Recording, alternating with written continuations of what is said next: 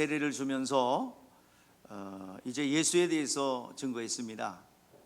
지난주에 세례 요한은 율법과 선지자의 마침 또 완성으로서 보라 세상 죄를 지고 가는 하나님의 어린 양이로다라는 것을 증거했다고 했어요. 그 말은 곧 예수는 나의 구원자입니다. 그러면 간단하게 얘기하면 되지 왜 보라 세상 죄를 지고 가는 하나님의 어린 양입니다 라고 했을까요? 구약 시대에 율법과 선지자는 예수를 구주로 구원자로 볼 수가 없어요. 그래서 구약 시대는 비유와 상징으로밖에 얘기할 수 없어요. 그래서 예수는 세상 죄를 지고 가는 하나님의 어린 양, 많은 무리가 예수께로 와서 세례를 받는 와중에 그 가운데 의인을 발견하게 됩니다. 보라 세상 죄를 지고 가는 하나님의 어린 양이로다. 6월절로 시작된 절기, 어린 양의 피로 애굽에서 구원받고, 그리고 안식일마다 매일 상번제로 소나 양이나 염소나 비둘기나 이런 것으로 피 흘려 죽으신 것을 이스라엘 백성들은 1년에 7월 10일 속죄일 날 그 모든 것을 이제 회개를 완성하고 계속 해마다 이 반복이 됐죠. 이제는 더 이상 그런 제사는 또 드릴 필요가 없다. 그래서 예수님께서는 개혁하셨어요. 뭘 개혁하셨냐? 제사의 제물을 개혁하셨고, 성전을 개혁하셨고, 그리고 예배의 방법을 개혁하셨습니다. 이제는 예수 그리스도께서 모든 것을 완성하셨어요. 더 이상 소나 양이나 염소나 비둘기로 피 흘려 죽을 필요가 없이 완벽하고 완전한, 단 한 번에 완전히 영원히 우리 대속제물이 되어주심으로 모든 아담의 죄를 대속해 주셨습니다. 그래서 이 구원자라는 소리를 하지 못하고 보라 세상 죄를 지고 가는 하나님의 어린 양이로다, 이 말은 바로 곧 그분은 누구다? 우리의 죄를 대속해 준 구원자다라는 고백이고 선포고 증거입니다. 오늘 나온 대로 오늘 본문 32절의 말씀처럼 예수 그리스도는 이미 세례 요한이 세례를 주면서 말씀이 왔어요. 하나님 앞에 계시의 말씀을 받았어요. 누구든지 그 머리 위에, 그 위에 성령이 임하는 것을 보면은 그 사람은 성령으로 세례를 줄 분이기에 그분은 곧 하나님이시다, 하나님의 아들이다라는 것을 이미 계시를 받았어요. 그런데 죄인 가운데 섞여져 있는 예수를 보게 됩니다. 성령이 비둘기처럼 임한 그분을 보게 됩니다. 그래서 그가 증거한 것이 뭐예요? 예수는 누구다? 하나님의 아들이시다. 자, 세례 요한이 증거한 게 뭐예요? 예수는 뭐다? 하나님의 아들이시다라는 것과 지난주에 뭐예요? 예수는 우리의 구원자라. 구약식으로 얘기했죠. 뭐야? 보라 세상 죄를 지고 가는 하나님의 아사셀의 염소로다. 우리의 속죄 양이로다. 모든 제물이 완성되었음을 말씀하고 있는 것입니다. 딱 두 가지로 요약할 수 있어요. 뭐라고요? 예수는 하나님의 아들이시고 예수는 우리의 구원자다라고 알 수 있습니다. 자, 그래서 구원에 이르기 위해서는 예수가 누군가를 알아야 됩니다. 많은 사람들이 예수에 대해서 훌륭한 랍비입니다. 선지자입니다. 굉장히 탁월한 분이십니다. 선지자 중에 한 사람입니다 라고 고백했지만 그건 구원과 상관이 없어요. 예수를 누군 줄 알아야 되느냐? 누구라고 고백해야 되느냐? 예수는 하나님의 아들이시다라는 것입니다. 그가 누구기에 우리를 대신해서 죽을 수 있고 우리의 죄를 대신 갚아줄 수 있는가? 과연 그런 자격이 예수에게 있는가? 오늘 예수의 신분에 대해서 요한이 마지막 증언을 하고 있는 거예요. 오늘 32절 33절에서 그 증언을 하고 있습니다. 그 위에 자 32절 33절 시작. 요한이 또 증언하여 이르되 보라 봄에 성령이 비둘기같이 하늘로부터 내려와서 그 위에 머물렀더라.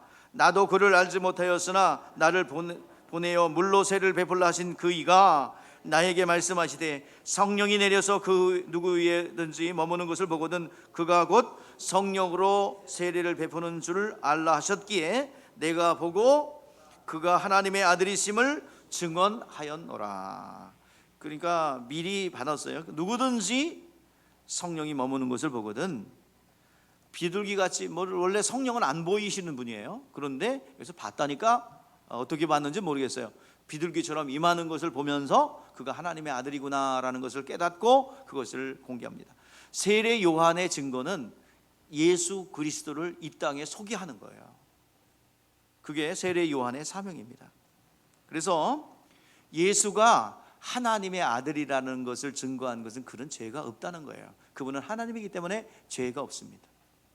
그래서 죄가 없기 때문에 우리의 죄를 대속해 줄 수 있고 우리를 죄에서 건져낼 수가 있어요.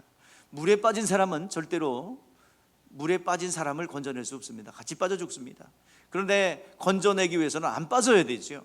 바로 예수는 하나님의 아들이시다라는 말은 그는 죄가 없으신다는 것이고, 그는 죄가 없으시기에 우리의 죄악 가운데 빠져있고 지옥 형벌에 놓여있는 우리를 구원할 수 있는 자격이 있으신 분이시다는 것입니다. 우리의 죄를 대속하기 위해서 십자가에 피 흘려 죽으신 분은 하나님이십니다. 하나님의 아들이십니다. 이것이 바로 세례 요한의 증거입니다. 하늘로서 이제 여기 본문에는 나와 있지 않지만 마태복음에는 예수님이 세례받는 장면이 나오시는데 거기서 성령이 비둘기처럼 임합니다. 물속에 쫙 내려갈 때, 예수께서 세례 받으실 때 물속에 쫙 내려갔다는 것은, 세례라는 것은 여러분 죽는다, 잠긴다는 의미가 있죠. 나사렛 사람으로서 아브라함의 다윗의 자손으로 오신 예수, 마리아와 요셉의 아들로 사셨던 예수는 물속에 딱 들어갔어요. 장사 지냈어요. 물속에 딱 나오는 순간에 그는 성령이 임하시면서 하늘에 소리가 있었어요. 뭐라고요? 이는 내 사랑하는 아들이요 기뻐하는 자라. 오늘 여러분, 하나님께서 사랑한다, 기뻐한다 하는 구절은 여기밖에 없어요. 여기하고 또 변형산에서 예수 그리스도에 대해서 선포할 때, 그러면 여러분 하나님이 기뻐하시는 자가 되고 하나님의 사랑받는 자가 되기 위해서는 어떻게 해야 되겠어요? 예수 안에 들어가야 되겠죠. 예수가 내 안에 들어오고 내가 예수 그리스도의 말씀에 순종함으로 내가 예수 안에 들어가면 여러분 하나님의 사랑을 받을 줄 믿습니다. 하나님의 기쁨이 될 줄 믿습니다. 뭘 잘해서 기뻐하는 것이 아니라 내 안에 예수 그리스도가 있어서 하나님이 기뻐하시는 그 기쁨으로 기뻐하며 하나님의 행복으로 행복하며 하나님의 기쁨으로 기뻐하는 그런 은혜가 있기를 바랍니다. 예수께서도 그렇게 하셨어요. 내가 아버지 계명에 순종함으로 그 사랑 안에 거하고 그 기쁨 안에 거한 것처럼 너희도 내 계명에 순종하여 그 사랑 안에 거하고 내 기쁨으로 너희도 기뻐하기를 원한다라고 말씀하고 있습니다. 오늘 여러분들 하나님의 사랑 많이 받으십시오. 하나님의 기쁨이 되시기를 바랍니다. 그러면요, 하나님의 사랑을 받고 기쁨이 되면요, 마음만 먹어도 이루어진답니다. 기도하면 말할 것도 없고요, 기도하는 족족 응답이 됩니다. 이것을 체험해 본 분들만 이것이 무슨 소리인지 알게 됩니다. 요단강에서 예수께서 세례를 받는다는 것은 굉장히 중요한 의미를 가지고 있습니다. 마침내 예수에게 성령이 임하여 최초로 육체를 가진 이에게 성령이 임한 것이 세례 요한의 세례 장면이에요. 성령이 비둘기처럼 임하여 이는 내 사랑하는 아들이요 내 기뻐하는 자라는 선포, 하나님의 아들로 선포되었어요. 예수께서 이 땅에 오실 때도 성령으로 오셨어요. 성령이 아니고서는 예수가 이 땅에 올 수 없습니다. 마태복음 1장 20절에 말씀하고 있죠. 이 일을 생각할 때 주의 사자가 현몽하여 이르되 다윗은 요셉아 내 아내 마리아 데려오기를 무서워하지 말라. 그에게 잉태된 것은 무엇으로 된 것이라? 성령으로 된 것이라. 네가 아들을 낳을 거다. 마리아에게 중학교 2학년쯤 된 마리아에게 말씀이 임합니다. 내가 사내를 알지 못하는데 어떻게 아이가 있을 수 있습니까? 하나님의 능력이 덥고 하나님의 말씀엔 능치 못함이 없느니라. 하나님의 말씀이 임하면 능치 못함이 없다 말씀하셨어요. 하나님의 능력이 덮으면 능치 못함이 없다고 하셨어요. 그랬더니 마리아가 말씀대로 이루어지리라 지사이다. 그러니까 하나님의 말씀이 태에 딱 착상돼서 생명을 잉태하게 된 것입니다. 마리아의 태를 빌어서 예수께서 이 땅에 사람으로 오신 거예요. 이것을 성령으로 잉태하사라고 했어요. 성령이 그 일을 하신 것입니다. 그리고 육신의 말씀이 육신에 오실 때 성령으로 오셨고, 또 성령에 이끌려 마귀의 시험을 받았고, 성령에 의해서 귀신을 내어 쫓고, 예수님은 공생의 기간 동안에 성령으로 제자들을 가르쳤어요. 사도행전 1장 1절 2절 말씀에 예수님이 증거할 제자들을 가르칠 때도 성령으로 가르쳤고, 또 우리가 성령을 받고 나아가서 전할 때 성령이 임하시면 권능을 받고 우리 사마리아 땅끝까지 이르러 내 증인이 되라 말씀하고 있습니다. 그래서 예수 그리스도와 성령은 뗄래야 뗄 수 없고, 성도들은 또 성령과 뗄래야 뗄 수 없는 관계에 있습니다. 예수가 하나님의 아들인 것도 성령의 감동으로 증거를 받는 거예요. 우리가 하나님의 자녀가 된 것도 성령의 감동을 받는 것입니다. 베드로가 그런 신앙 고백했죠. 뭐라고요? 요한하고 똑같은 고백을 했어요. 자, 그 가이사라 빌립보로 데리고 간 제자들에게 묻습니다. 사람들은 나를 누구라 하냐? 그랬더니 주는 어떤 사람은 세례 요한이라고 하고, 어떤 사람은 엘리야라고도 하고, 어떤 사람은 선지자 중에 한 사람이라고 하더이다. 그래, 세상 사람들은 나를 사람으로 본다. 선지자 중에 한 사람으로 본다. 그런데 너희는 나를 누구라 생각하느냐라고 물을 때 베드로가 고백을 하죠. 무슨 고백을 합니까? 주는 그리스도시요 살아계신 하나님의 아들입니다. 예수님이 너무 기뻤어요. 바요나 시모나, 이것을 알게 한 이는 혈육이 아니라 내 하나님이다. 즉 성령께서 너를 깨닫게 했다. 그러면서 즉시로 부활에 대한 약속을 해 주셨습니다. 자, 베드로가 신앙 고백을 한 것은 누구의 증거를 받았을까요? 여러분, 우리가 예수를 믿고 또 우리가 신앙을 고백하는 혼자 힘으로 안 됩니다. 누군가가 전해줬기 때문입니다. 성령 받은 증인이 전해줬기 때문에 예수를 알게 되었고 예수를 믿게 되었습니다. 바로 세례 요한의 증거를 받고 베드로는 그 경험을 통해서 그가 영혼의 고백을 한 거예요. 그 영혼의 고백을 한 것이 하나님께서는 너무나도 귀한 것이 되어서 그를 의롭게 하는 것으로 이제 인정해 주었습니다. 바로 그 고백, 우리의 영혼도 마찬가지예요. 교리로 예수는 하나님의 아들이십니다, 그리스도입니다, 이걸 배워서 하는 것이 아니라 그 증거를 받았다고 한다면 과연 예수가 하나님의 아들이시며 예수가 나의 구원자인 것을 여러분들이 신앙생활하면서 체험을 하셔야 됩니다. 죄사함의 실제를 경험하셔야 되고 하나님 나라의 실존을 경험하게 될 때에 오늘 여러분들 그런 고백이 나오게 될 줄 믿습니다. 그것은 성령이 하시는 거예요. 주여, 내가 죄사함 받았다는 사실을 경험하기를 원합니다. 진정한 자유자가 되기를 원합니다. 경험해봤지 않았기 때문에 여러분들 교리로 그냥 인정을 하는데 삶의 변화가 안 돼요. 어둠이 물러가질 않아요. 내 안에 계속 반복되는 사망의 권세들이 내 삶을 떠나지 않아요. 오늘 여러분 다시 한번 여러분들의 간곡하게 부탁합니다. 오늘 주는 그리스도시요 살아계신 하나님의 아들입니다라는 사실을 증거를 받으시고 여러분이 체험하여 영혼 속에 고백이 되기를 바랍니다. 주는 그리스도시요 살아계신 하나님의 아들입니다. 그 고백이 여러분 가운데 있기를 바랍니다. 이 믿음을 가진 자에게 천국 열쇠를 주셨어요. 내가 천국 열쇠를 주노라.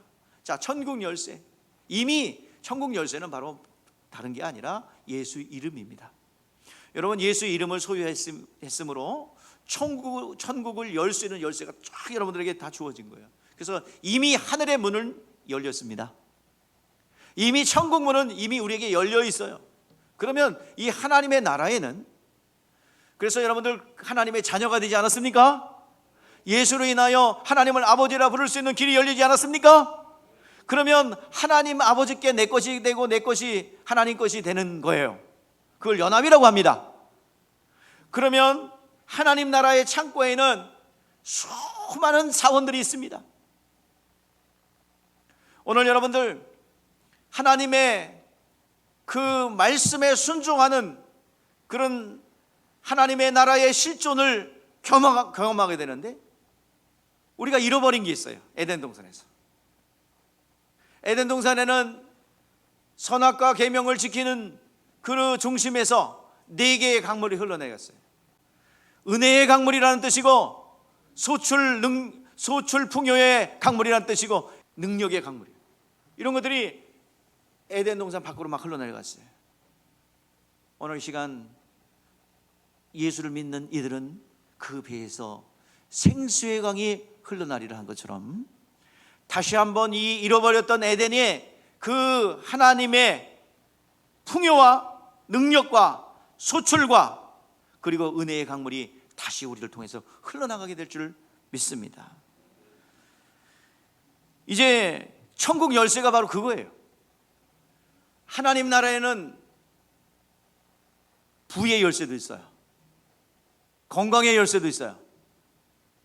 근데 방에 넣는 열쇠가 달라. 하늘문은 이미 열렸어요. 들어가서 각 방을 여는 것은 여러분 각자가 열어야 됩니다. 여러분 무슨 창고를 열기를 원하세요? 그랬다고 해서 여러분들 물건의 창고를 열었다고 해서 하늘에서 돈벼락이 막 떨어집니까? 하늘 갑자기 복권이 콱 맞아버려가지고 그렇게 내려옵니까? 아니죠. 여러분 주머니에 전대가 새지 아니하고 영적인 권리가 주어지는 것입니다. 그래서 여러분들 경제할 때는 곳곳마다 물건이 따르게 돼요. 재물로는 능을 얻게 됩니다. 여러분 아브라함이 하나님의 말씀에 순종하여 갈대우를 떠났어요. 가난했어요. 먹을 것이 없었어요. 애굽으로 구하러 내려가야 했습니다. 그러나 결과적으로 어떻게 됐어요? 아브라함은 거부가 되었습니다. 조카와 같이 소유물을 많이 가지고 있어 서로 싸워서 안 되겠어 분가합니다. 하나님의 사람들은 그 열쇠를 알고 있었어요. 아브라함의 이 가문에는 수많은 물고를 열 수 있는, 당시에 여러분들 사막에서 우물을 하나는 3조 원, 4조 원 되는 돈입니다. 근데 그냥 파기만 하면 나와. 여러분 파기만 하면 그렇게 나오는 재물을 얻는 능을 받기를 주의 이름으로 축복합니다. 아멘 한 사람만 이렇게 일어날 거예요. 다시 한번 그렇게 축복합니다. 아까 해야지. 시대가 지났어. 그러니까 항상 빨리 동작을 빨리 해야 되는 거예요. 아시겠죠? 다음번에 또 그런 선포가 있으면 아멘 하시기를 바랍니다. 그래서 열쇠를 팍 치고. 근데 다른 데 가서 제일 돌리고 앉았어. 에? 다른 열쇠 갖고 있어. 이게 뭐야? 여러분 기도를 해야 되는 열쇠인지, 헌신을 해야 되는 열쇠인지, 봉사를 해야 되는 열쇠인지, 이거는 각자 구분하셔야 돼요. 아멘. 이미 예수의 이름이 여러분들 주어졌어요. 가서 방마다 여는 열쇠가 다른데 그걸 갖다가 여러분들 찾지 못하고 헤매고 있는 거예요. 오늘 여러분들 하나님께서 말씀 안에 거하면 그 열쇠를 다시 한번 맞춰서 열게 될 줄 믿습니다. 거기에는요 관계의 열쇠도 있고요, 또 건강의 열쇠도 있어요.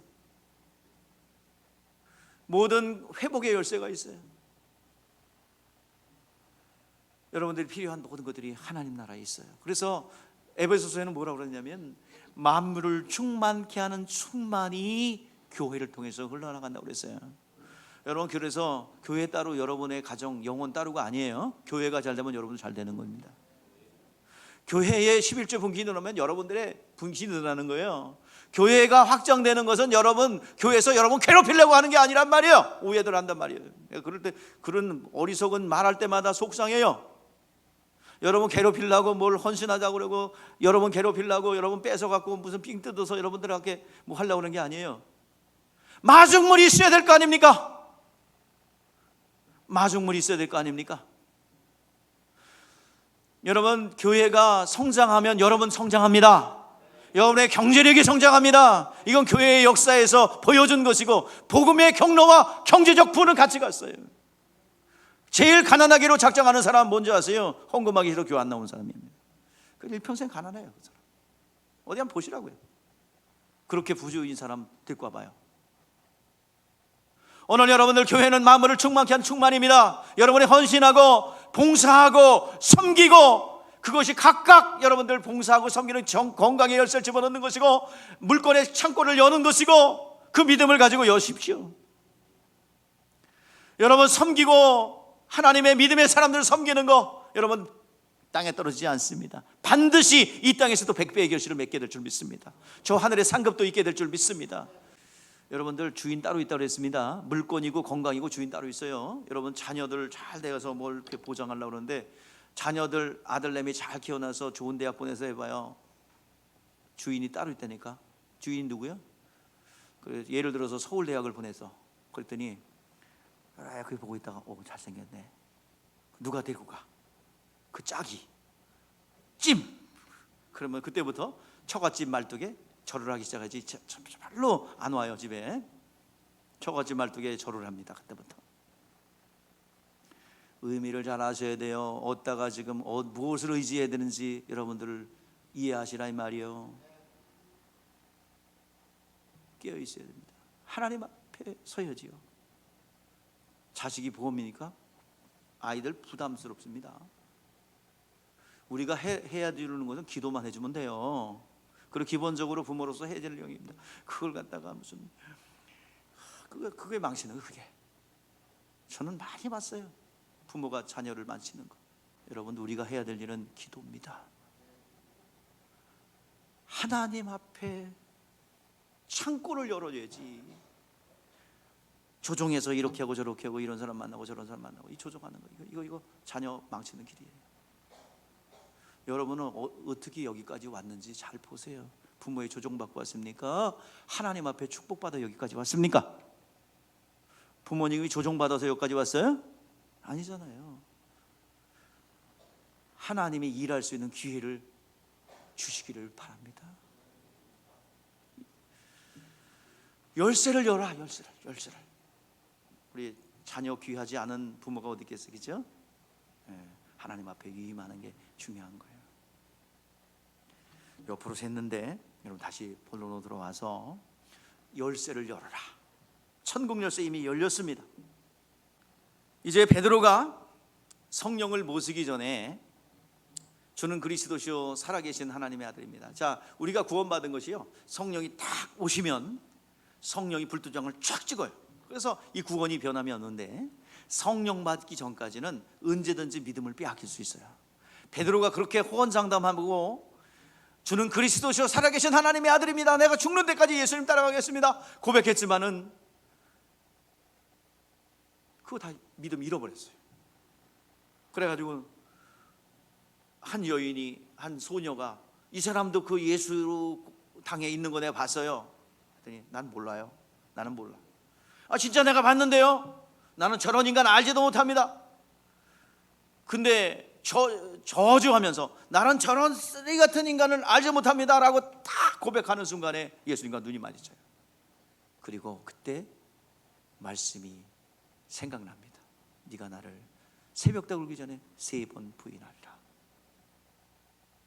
그리고 통곡하여 나갑니다. 오늘 여러분들, 베드로가 그때 거짓말한 게 아니에요. 진짜였어요. 진심의 고백이었어요. 주는 그리스도시요 살아계신 하나님의 아들입니다. 근데 그 믿음을 지킬 수가 없었어요. 성령이 내 안에 들어와서 이제 불도장을 찍지 않았기 때문에. 우리는 성경이 계속 경고하고 있어요. 믿음을 잊어버리지 말라고 경고하고 있습니다. 성경에는 많은 부분에 있어서 경고를 합니다. 디모데전서 4장 1절 2절 말씀에서 말씀하고 있어요. 그러나 성령이 밝히 말씀하시기를 후일에 어떤 사람들이 믿음에서 떠나 미혹하는 영과 귀신의 가르침을 따르라 하셨으며, 쓰니 자기의 양심이 화인을 맞아 외식함으로 거짓말하는 자들이라. 믿음을 잃어버릴 수 있기 때문에 너희를 조심하라, 지켜라. 화인 맞아서 너 잃어버릴 수 있다는 거예요. 그리고 성경에서 또 경고하고 있습니다. 시험에 빠지지 않도록 깨어 기도하라. 마음은 원이로되 육신이 약하도다. 그러니까 우리를 시험하고 하나님과의 관계 속에서 마저 끌어내리려는 시험하는 무리가 있습니다. 끊임없이 내면 세계에서, 환경에서 계속 역사합니다. 걔들은 쉬지도 않아. 여러분 안에 내면 세계에 심형 깊은 곳에 처리되지 않은 요소들이 있어요. 이것이 작동이 됩니다. 신앙생활을 오래 하고 오래 묵었으면 묵을수록 속 안에 있는 것들이 나와요. 처음에는 환경적인 요소가 여러분을 방해하지만 나중에 차원 높게 가면은 여러분 안에 있는 뭐가 있냐면 스스로 하려는 원죄의 습성들이 있어요. 이것을 성경에 보니까 뭐라고 그러냐면 바리새, 사두개, 그리고 서기관, 그 누룩이라고 말하고 있습니다. 이걸 교훈이라고 해요. 이미 세상 가운데 내 안에 거침없이 들어와서 자리 잡고 있는 생각과 사상과 이데올로기예요. 이것들이 여러분 발목을 잡거든. 어느 날 작동하기 시작하면 괜히 싫어. 괜히 교회 오기 싫고, 괜히 목사님이 믿고, 괜히 여러분 하나님의 셀리더가 믿고 보기 싫어지고, 이거 얘기를 해주면 절대로 난 그러지 않을 것. 그치요? 그게 진심이지. 근데 본인이 그러나?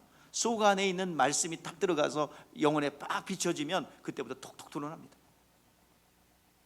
이게 뭐냐면은 미꾸라지 추어탕 끓여보셨어요? 소금하면 팍팍 이렇게 생각하시면 돼요. 반응을 봐요. 반응. 이게 의학에서는 명현현상이라고 하고요. 여러분 안에 자리 잡고 있는 바리새, 사두개, 그리고 누룩, 그 누룩만 있습니까? 헤롯의 음란한 누룩이 있고요, 갈라디아의 혼합주의 누룩이 있고요, 고린도의 타락한 본성들이 있고요, 분열, 무슨 파 하는 분열된 누룩이 있고요. 그뿐만 있습니까? 여러분 안에 하나씩 모시고 있는 게 있는데, 아말렉, 아간, 하만. 좋은 사람 같은데 왜 그러지? 잘 찾아봐. 좋은 사람인가? 사울. 이 요소가 들어져 있어요. 이걸 말씀으로 수술하지 않으면 여러분 매일같이 영성 미숙아처럼 똑같은 시험에 빠지고 방황합니다. 오늘 여러분들 하나님의 은혜로 이곳까지 왔다면 내면 세계에 배알이 막 움직이고 뭐가 속이 막 움직여도 하나님의 일하심을 보면서 그 자리에 멈춰서기를 바랍니다. 반드시 수술돼야 될 부분이에요. 그래야 하나님의 새로운 기름 부음이 있어 여러분의 인생이 변화될 줄 믿습니다. 영적 도약이 있게 될 줄 믿습니다. 이 수술 받지 않고 아픔이 없지 어떻게 여러분들 영적 도약을 할 수 있어요? 그동안 여러분들 삶의 여정 가운데 돌파하지 않은 부분 때문에 여기까지 온 거예요. 이것에 대해서 도전하지 않으면, 이거에 대해서 변화되지 않으면 어제 먹던 것 그대로 막연하게 변화될 것이고 좋아질 것이라는 기대를 하지 마세요. 절대로 그러지 않습니다. 뼈를 깎는 듯한 고통과 내 것을 내려놓을 때에 하나님의 변화가 있게 되고 하나님의 축복이 있게 될 줄 믿습니다. 넘고 나면 쉬운데 왜 진작에 안 했을까? 진작에 왜 내를 내려놓지 않았을까? 애통해하지만 여러분들 지나고 나면 목사님 말이 맞았구나, 틀린 말이 아니구나, 그때 당시는 못 받아들였는데 그게 맞구나, 이렇게 여러분들 고백하게 될 거예요. 오늘 시간 우리는 우리의 자리를 지켜야 될 줄 믿습니다. 세상이 어떻게 변하든 어떻게 환경이 변하든 시험에 들지 않아 깨어 기도하며 이 시험에 들게 하는 요소들이 많은 이 세상 속에서 우리에게 권고하고 있는 말이 있답니다. 우리 사도 바울이 모든 인생을 마치고 수고를 다 마치고 잠시 후면 로마 감옥에서 목이 잘려 처형될 위기 속에 있을 때 자신의 영적인 자녀 디모데에게 권고합니다. 너는 말씀을 전파하라. 사는 길이에요. 뱀과 전과를 밟으며 원수를 제할 권세를 주셨는데, 또한 이 양을 이리 가운데 보낸과 같은 이 현실 속에서 우는 사자와 같이 우리의 삶길자를 찾고 있는 이 시대에 우리가 살아날 수 있는 길이 있습니다. 따라하세요. 때를 얻든지 못 얻든지 말씀을 전파하라. 아멘. 범사에 오래 참음과 가르침으로 경책하며 경계하며 권하라. 때가 이르니 사람들은 바른 교훈을 받지 아니하며 귀가 가리어 자기의 사역을 따를 스승을 많이 두고, 이게 무슨 소리냐? 듣고 싶은 소리만 듣겠다는 거예요. 오늘날 많은 사람들이 다 듣고 있다가 일단 첫 번째 기로, 두 번째 헌금 얘기를 해? 죄 얘기를 하네? 기분 나빠. 안 와야지. 오늘날 많은 사람들이 그렇게 권고합니다. 죄 얘기하지 마라. 헌금 얘기하지 마라. 여러분, 성경에 분명히 말하고 있어요. 천국 열쇠를 열라고 그러잖아요. 수술하지 않고는 이거를 안 됩니다. 사람들은요, 자기 듣고 싶은 얘기만 들어. 이게 마지막 때가 되면서 더 심해진대요. 또 그 귀를 진리에서도 이렇게 허탄한 이야기를 따르리라. 화학된 얘기, 억곡하는 얘기만 듣겠다 이 말이에요. 그러나 여러분들에게 얘기하는 거예요. 우리 모두에게. 그러나 너는 모든 일에 신중하여 고난을 받으며 전도자의 일을 하며 네 직무를 다하라. 세상이 어떻게 바뀌든 너의 영혼을 지키기 위해서 너는 말씀을 전하고 전도의 직무를 다하여 너를 지키라. 내가 선한 싸움을 다 싸우고 믿음을 지켰으니 나의 면류관이 예비되었다. 나뿐만 아니라 주의 나타나심을 사모하는 모든 자에게도니라 라고 마지막 유언과 같은 메시지를 우리에게 담기고 있습니다. 오늘 여러분들이요, 이 시대가 어떻게 변하든 우리는 주님이 명령하신 그 길을 갈 때에 하나님의 생명이 머물게 될 줄 믿습니다. 영생은 유일하신 하나님과 그의 보내신 자 예수 그리스도를 아는 것이라 말씀하고 있습니다. 영원한 생명, 왜 병들고 왜 가난해지며 왜 사망의 역사 속에 우리가 헤매고 있습니까? 생명이 부족하기 때문입니다. 강력한 예수의 생명으로 그 사망 권세를 물리치는 여러분 되시기 바랍니다. 가난도 물리치고 모든 질병도 물리치기를 바랍니다. 그러기 위해서는 뭐요? 영생은 유일하신 하나님이 그리고 그의 보내신 자 예수 그리스도를 경험하는 것이다 이 말이에요. 오늘 여러분들 예수를 주의 이름으로 만날 수 있기를 바랍니다. 주 예수께서 이 땅에 오셔서 하신 말씀이 아버지에 대해서 두 가지를 말씀했습니다.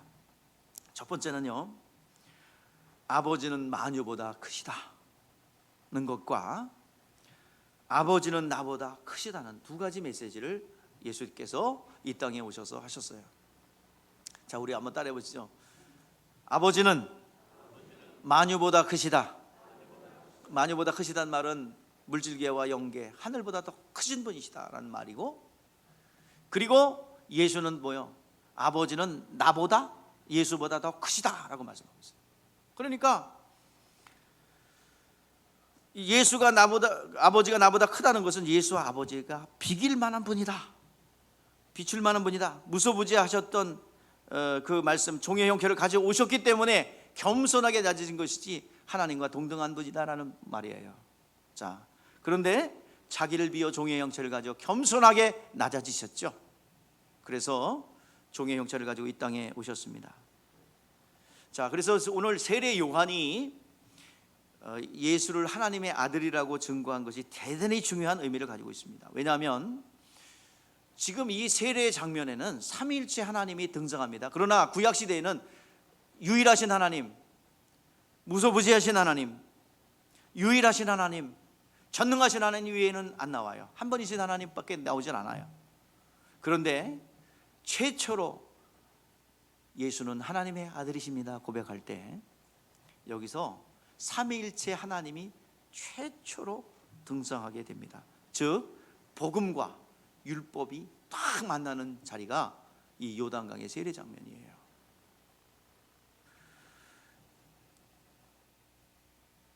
예수 그리스도 이 땅에 오심으로 인하여 이 계시를 우리에게 열어주셨는데 삼위일체 하나님. 여기서 세례 받을 때 장면을 잘 연상해 보세요. 예수께서 나오시는 걸 보고 예수님 뭐라 그래요? 세례 요한이 보라 세상 죄를 지고 가는 하나님의 어린 양이로다 선포합니다. 그리고 그가 보니 뭐예요? 성령이 비둘기처럼 예수에게 임하는 걸 보죠. 성령이 나오십니다.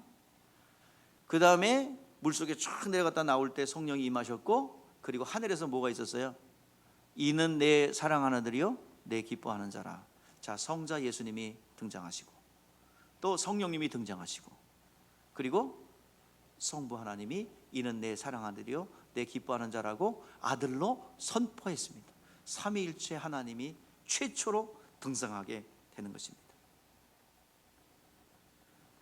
예수 그리스도 이 땅에 오심으로 인하여 아버지 하나님이 살아계시고, 그 다음 예수가 하나님의 아들이라는 뜻은 예수가 즉 하나님이라는 뜻입니다.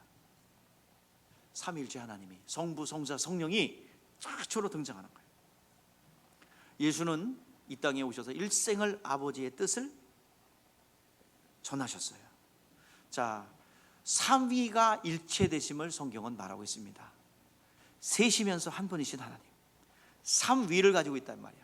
즉 성부의 위, 성자의 위, 성령의 위 하는 일이 각각 다르신데 이분을 뭐라고 그래요? 하나님이라고 볼 때, 여러분들 하나님 그러면 누구를 포함하고 있는 거예요? 성부와 성자와 성령이에요. 그런데 예수님 나를 도와주세요 그러면 성부는 안 도와주시나? 성령님 나를 도와주세요 그러면 성령님만 도우라 했으니까 나는 안 도와줄게. 그러나 하나님 아버지 나 도와주세요. 하나님 아버지만 도와. 나는 성령하고 성부는 안 할게. 그게 아니죠. 예전에 새가족반, 양육반 할 때 그 물어봤어요. 제가 이제 뭐 잘못 가르쳤는지 물어봐요. 성질 내면서. 도대체 하나님 아버지를 믿으라는 거예요? 아들을 믿으라는 거예요? 뭘 믿으라는 거예요 도대체가? 아버지를 믿어야 돼요? 예수 믿어야 돼요? 뭘 믿어야 돼요? 궁금해서 물어본 거예요. 그래가지고 갑자기 물어봐가지고 내가 정리해갖고 갖고 올게요. 그래가지고 내가 다 정리를 해갖고, 그냥 일상적으로 하는 거지만 정리가 안 됐던 거예요. 그래서 정리를 해가지고 내가 이제 가르쳐줘야지. 그래서 가서 확인 사살을 해야지. 그리고 갔는데 다음 주부터 안 나왔어요. 그래서 나만 정리시켰어요. 여러분 성부, 성자, 성령은 같은 일을 하시는 거예요. 이걸 따로따로 뗄 수 없어요. 성부의 위, 성자의 위, 성령의 위 뭐냐면 아버지, 성부, 아버지 하나님은 뜻을 세우시는 분이에요. 그 뜻대로 그대로 순종하여 복종하여 그 뜻을 완성하시는 분이 누구예요? 성자 예수님이십니다. 그 뜻을 이루도록 도우시고 보존하시는 분이 누구예요? 성령 하나님입니다.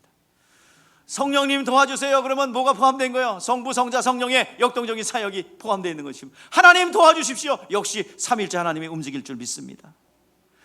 예수님 도와주세요. 역시 상부 하나님이 도와주시고 성령 하나님이 역사하실 줄 믿습니다. 그러니까 불러도 돼요. 성령 하나님, 성부 하나님 다 같이 움직이신다 이 말이에요. 하나님 도와주세요. 하나님이 움직이실 줄 믿습니다. 하여튼 급한 대로 부르시면 돼. 그냥 예수님이든 성부 하나님이시든 아버지든 성령이든 아주 급한 대로 부르시면 하나님이 알아서 역사하실 줄 믿습니다. 여러분들 이 하나님을 믿습니다. 예수도 믿다는 고백이고요, 성령님도 믿는다는 고백이 되는 것입니다. 그래서 성령이 내 안에 계십니다. 성령님이 우리 안에 내줘야 계십니다. 그 뭐예요? 성령이 내 안에 왔다는 것은 누가 하늘 보좌에 들어갔다는 얘기예요. 성자 예수님이 하늘 보좌에. 성자 예수님이 하늘 보좌에 들어가서 성령을 보내주셨구나. 왜? 하늘 보좌에 들어가야 누굴 보내준다 그랬어요? 성령을 보내. 하나님이 하늘 보좌에 들어가셨구나. 그가 하늘 보좌에 들어가셔서 나에게 성령을 보내주셨구나. 예수께서 부활하셨습니다. 예수님 죽은 자 가운데 부활하셨는가? 그러면 죄가 없으신 의인인데 의인이구나, 이걸 또 알게 되고요.